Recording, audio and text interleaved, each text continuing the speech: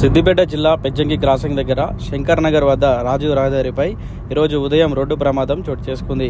కరీంనగర్ వైపు వెళ్తున్న రెండు లారీలు ఒకదానితో ఒకటి ఢీకొన్నాయి. ముందు వెళ్తున్న ట్రక్కును వెనుక నుండి వస్తున్న లారీ ఢీకొనడంతో రెండు వాహనాలు రోడ్డుకు అడ్డంగా నిలిచిపోయాయి. దీంతో ఆ రోడ్డుపై వాహనాల రాకపోకలు కొంతసేపు పూర్తిగా ఆగిపోయి ట్రాఫిక్ జామ్ ఏర్పడింది. సమాచారం అందుకున్న హెచ్కేఆర్ సిబ్బంది సంఘటన స్థలానికి చేరుకొని సహాయక చర్యలు చేపట్టారు.